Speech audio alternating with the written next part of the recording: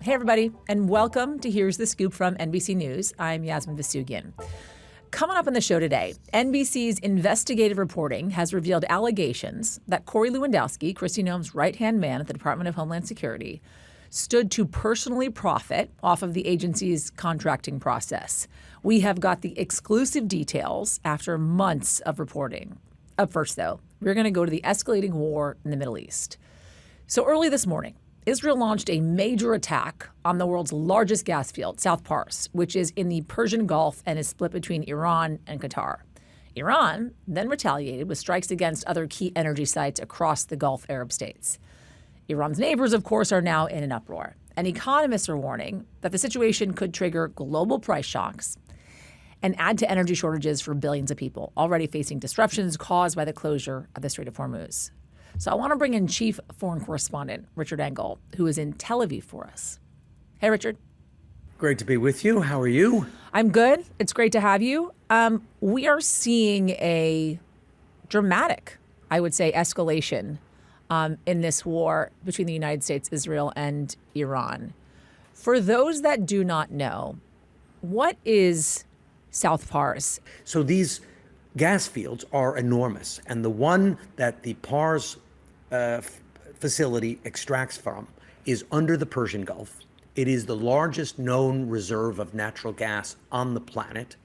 And Qatar, which is on the opposite side of the Persian Gulf, also extracts gas from this underground subterranean bubble, if you will. So the Iranian side facility was hit by Israel, and then the Iranians responded by attacking the Qatari side from the same reservoir of gas. And Iran didn't just hit the Qatari side, they also hit other oil refineries, because when Saudi Arabia and other countries, then we're talking about oil products. And the Qataris are very upset about all of this and are angry with Israel, angry with the United States, angry with Iran, angry with everybody. They're like, cool this down. This is bad for everyone. So when we talk about the president's response, in a True Social post, President Trump characterized this initial attack on South Pars as Israel, quote unquote, lashing out at Iran. And he said that the United States knew nothing about it. American and Israeli officials told Axios, though, that the president, in fact, greenlit that attack. And by the way, the White House has not responded to our request for comment. What do you make of the United States trying to distance themselves from this attack? Because I know you have some reporting on this as well. Well, this is President Trump trying to distance himself from this, saying, I didn't know anything about it. We didn't know anything about it. This was all Israel, and Israel's never going to do it again. But if Iran goes after Qatar's side of this reservoir, that's going to be terrible consequences, and he's going to blow it all up. The reporting I have is a confirmation of what Axios was reporting. The Axios said that the U.S. was aware that Israel was going to do this, coordinated, and approved it. And I have a very senior Arab official who's involved very closely in this conflict, who confirmed that report, says that the U.S. was aware. The president says we didn't know anything about it, but you have to go back even a couple of steps. So how did this war become a war about oil? It didn't start that way. If you remember the night it was launched, it was about the nuclear threat. There wasn't talk about oil. Iran was supposed to be developing a nuclear weapon. It was going to have one in weeks. There was no scientific evidence presented that was even possible. So there was an imminent threat, according to President Trump. It was only after it escalated and Iran started attacking oil facilities that it became a conflict about oil. It's supposed to be about the imminent nuclear threat. You know, Iran is going after its neighbors. And they had said at one point they were no longer, the president had said at one point they were no longer going to go after their neighbors. They were going after U.S. interests in that region. But they're going after now, sites in Qatar and Kuwait and Saudi Arabia as well. A lot of folks in the international community are looking at oil prices right now, right? If they're not looking at what's happening with the war, when it comes to humanitarian issues, they're looking at oil prices. Brent crude spiked up to $119 a barrel right after the attacks. Natural gas prices went up as well. If these attacks on energy infrastructure continue, if the Strait of Hormuz essentially remains closed, is there a potential for this to become a wider regional war for other allies of the United States to get involved? Because so far they put their hands up and said this was not our war. We didn't start this thing. We're not getting involved. Of course there's a potential. Of course there's a potential. Once you start a fire, a forest fire, you don't know where it's going to spread. World War II, it started with a minor conflict.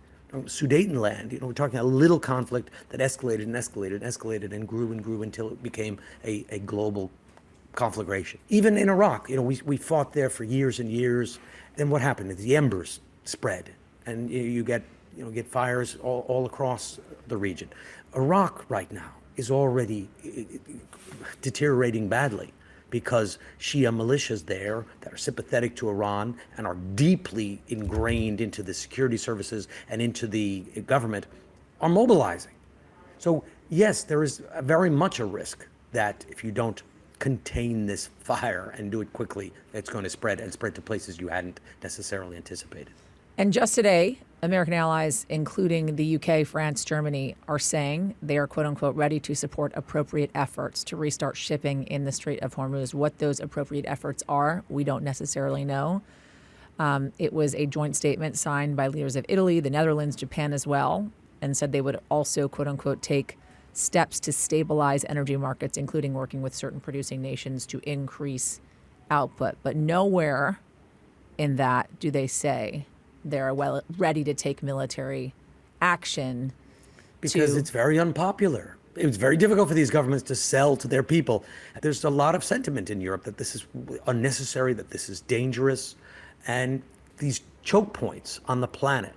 There was a war over the Suez Canal. People don't talk about that as much. These choke points have always triggered conflicts that have the potential to widen very quickly because they impact everyone. Richard Engel, thank you. Thank you. And a bit of good news for the region. Afghanistan and Pakistan have also been at war, but the two countries have said they are taking a break from fighting for a few days for aid, which marks the end of the holy month of Ramadan. That's something. Okay. We have got some exclusive reporting for you on allegations involving Corey Lewandowski, who is a close ally of President Trump and a top advisor to former Homeland Security Secretary Kristi Noem. According to a 7-month-long NBC investigation, companies complained to the Trump administration that Lewandowski stood to personally profit from the DHS contracting process while he worked under Kristi Noem. Lewandowski denies these allegations. This new reporting is coming just weeks after President Trump removed Noem from her position, tapping Senator Markwayne Mullin to replace her, and as the agency is still in the throes of a partial government shutdown due to Democratic lawmakers' concerns about DHS's handling of immigration enforcement. So for this, I want to bring in NBC News senior Homeland Security correspondent Julia Ainsley, who broke this story for us. Hey, Julia. Hey, thanks for having me. It's great to have you. I want to get into the nitty-gritty of it all, the details. I think first, though, we need to start with Corey Lewandowski. As we all know, he is a key ally to the president, top aide to DHS Secretary Kristi Noem, unpaid, as he likes to remind folks repeatedly. Explain who he is, what his role has been until now, and how you came upon this investigation, how you launched it. Well, yeah, Corey Lewandowski, first came to be known by a lot of Americans for his role in Trump's first campaign, the 2016 campaign, and was ultimately not brought into the first Trump administration. And then he reemerged in the second term as a close ally of Kristi Noem. He ended up becoming her senior advisor as a special government employee. He's not paid, but he was essentially telling people, I'm going to have influence over this process. And there were some red flags that went off to incoming ICE officials. And remember, people thought if they were involved in ICE detention in any way, their stocks were already soaring because of the promises of mass deportation. So there was a lot of money to be won here. And as we understand from our sources and multiple months of reporting and people we've spoken to both in the industry and inside DHS, Lewandowski started basically selling that influence with Kristi Noem as early as the transition, saying at least to one company, Geo Group, really the titan of immigration detention, that if they wanted contracts with DHS, they needed to go through him. We understand in that first meeting during the transition, they rebuffed him. So when you say in the first meeting they rebuffed him, the Geo Group that is, that was before he had taken any job inside the government, whether it's unpaid or paid, right? What are your sources telling you? He was still in the transition at that point, and they said no. Then Corey Lewandowski comes into the government. He is her senior advisor. It's very clear he has a lot of influence. And Geo Group is seeing that they're not getting the windfall that they thought that they would. In fact, a lot of their detention centers are still sitting idle to this day. And at the time, we believe this meeting was about late February, early March of last year. The CEO of Geo Group, George Zoley, went back to Corey Lewandowski and said, look, what can we do here? We've got to get these contracts moving, and offered to hire him on a retainer. That's like a monthly consulting fee, to which Corey Lewandowski said no. He wanted more. He wanted a direct payment that would be appropriate or at least proportioned to the contracts he was going to be getting them. These are hundreds of millions of dollars that are up for grabs Absolutely. here. So if you're going to get, like, say, 10% of every contract or even 1% of every contract, that's a lot of money. So we've talked to government contracting experts about this. There are multiple protections set up within the system to see that this can't be done, so that government employees are not allowed to profit off of the contracts that they award and really aren't allowed to have any kind of influence in it at all. And this interaction, we were told that it's what some people would call a success fee, that if he was able to be successful in getting contracts for Geo Group, he wanted a payment as a result. And to that, George Zoley said no. And a lot of officials within Geo Group believe that that is a result of the retaliation of Corey Lewandowski because George Zoley, their CEO, refused to pay Lewandowski this money. You say that there was other companies as well. And I know that there was a marketing firm that you highlighted in your reporting. What allegedly happened with them, and how did these companies say that they had tried to communicate what was actually taking place between themselves and Lewandowski to the White House? So this one is so interesting because we were able to really get into the dialogue that happened here. In this case, we're told that there was a marketing firm owner that was approached by a group called Salas Group. Now, that group, Salas, has already been awarded a $1 billion contract from DHS for something called Project Homecoming. What Salas did is they reached out to a marketing firm that had never had any previous federal contracts and said, would you be interested in a $20 million contract? And this firm said, well, yeah, I mean, our ears are up. And they walked them through how they would be doing branding and marketing for a agency that falls under DHS. And they said, well, sure, we're interested. Then they get a follow-up call from a Salas representative.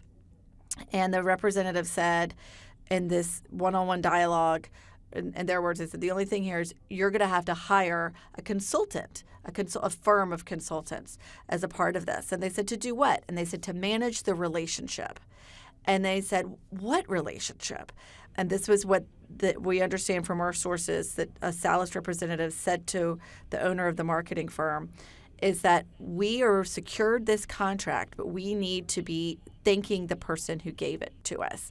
And they said that person was Corey Lewandowski. In other words, we've got this contract in the bag, but some of this money needs to go to a consultancy firm that is going to ultimately, indirectly give the money back to Corey Lewandowski. Now, Corey Lewandowski has denied all of this. Salas has denied this. Corey Lewandowski and Salas say that they don't have a relationship, although individually the head of Salas has told me he has met with Corey Lewandowski. Corey Lewandowski has told me he's met with the head of Salas, but one said one time, one said two times, so maybe not many times.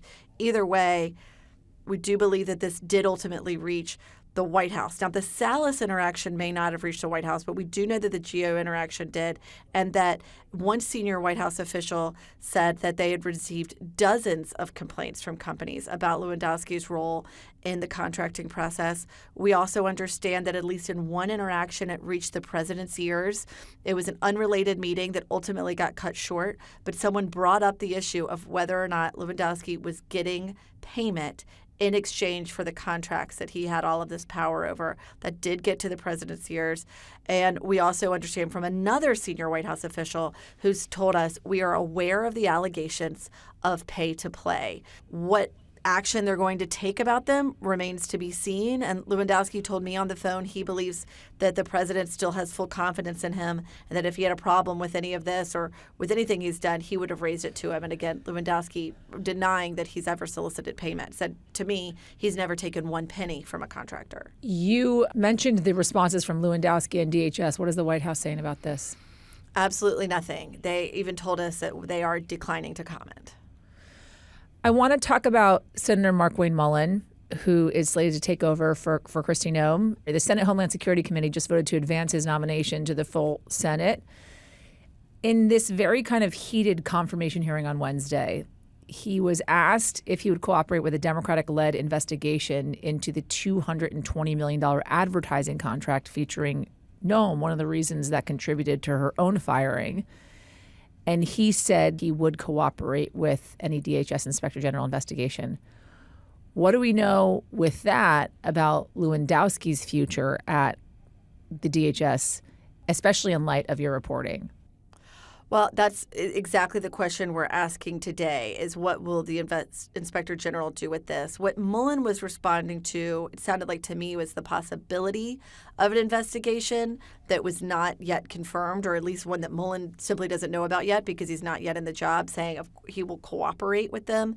And what the Democrats on House Homeland have asked the IG to look into is, again, about that $220 million ad campaign that didn't tie Corey Lewandowski to it financially. These allegations get into a different sphere. And so we've got questions now to the IG, to people on the Hill, to the White House about what they might do with the allegations that Corey Lewandowski has been personally enriching himself off of the contracts that he's been overseeing.